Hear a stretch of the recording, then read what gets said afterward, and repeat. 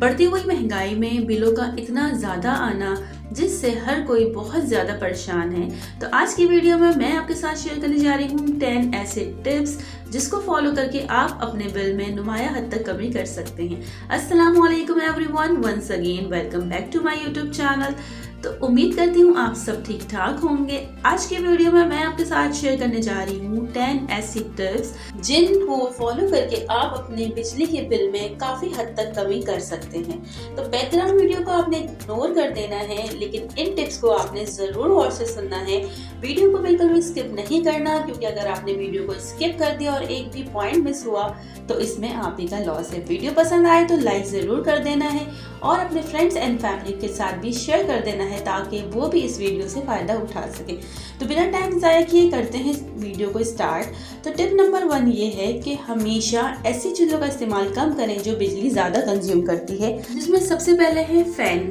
Fan में जो stand fan होते हैं वो बहुत ज़्यादा बिजली कंज्यूम करते हैं। इसकी वजह ये है कि स्टैंड फ़ैन के अंदर बड़ी और हैवी मोटर लगी होती है, जिसकी वजह से उसमें बिजली बहुत ज़्यादा खर्च होती है और जो बिजली का बिल है वो भी बहुत ज़्यादा आता है। माइक्रोवेव का ज़्यादा इस्तेमाल जो है वो बिजली के बिल में भी ज़्यादा इजाफा कर देता है। कोशिश करें कि माइक्रोवेव का इस्तेमाल कम से कम करें।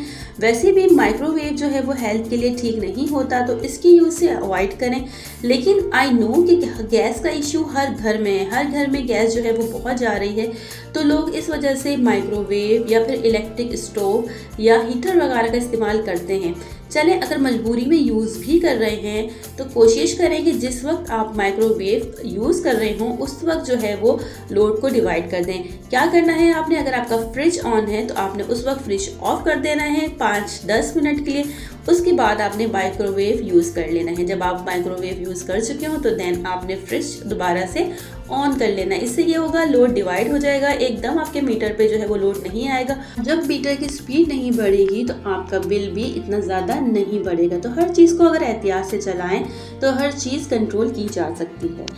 इलेक्ट्रिसिटी की लोड शेडिंग तो अक्सर इलाकों में होती है, जिसकी वजह से अक्सर इलाकों में जो है वो यूपीएस यूज़ होता है।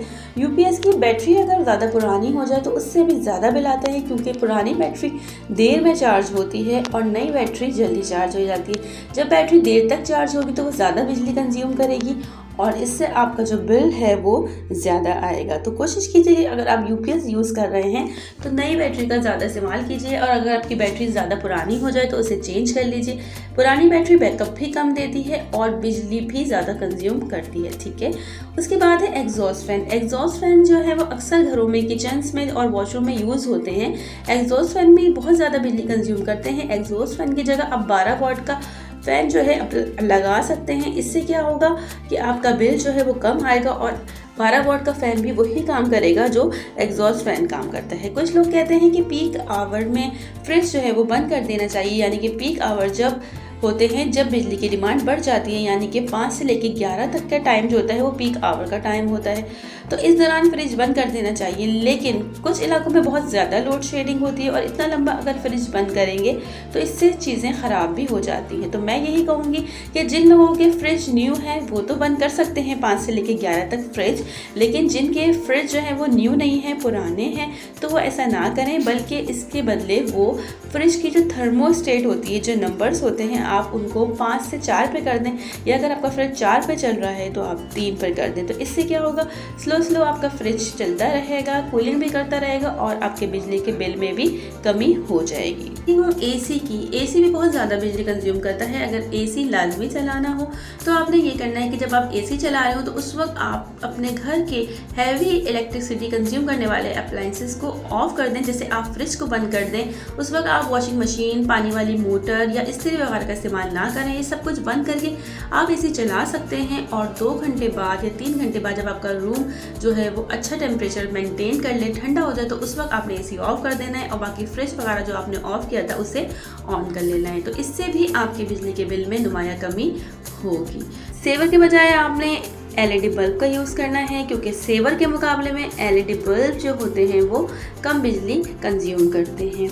बच्चों की भी ये हैबिट बनाएं कि जब भी वो अपने रूम से बाहर आएँ, वॉशरूम से बाहर आएँ, तो लाइट्स और फैन जो है वो ऑफ करके बाहर आए। ये एक अच्छी हैबिट भी है और इससे बिजली के बिल में भी कमी हो जाती है। कपड़ों पे इस्त्री वगैरह अगर करनी हो तो उस दौरान जो है वो फ्रिज को बंद रखें और 5 से 11 तक के दरमियान बिल्कुल ना करें, क्योंकि वो पीक आवर होते हैं, उस वक्त बिल ज़्यादा आता है। और इस्त्री करते वक्त फ्रिज बंद रखें और कोई भी ऐसा होम अप्लाइंसेस का इस्तेमाल ना करें जो ज़्यादा बिजली कंज्यूम करता है। और अगर आप चाहते हैं कि आपका बिल जो है वो बिल्कुल भी ना आए और आपके पास छत भी मौजूद है, धूप भी मौजूद है और पैसे भी मौजूद है, तो आप अपने घर में जो है वो सोलर सिस्टम लगवा लीजिए।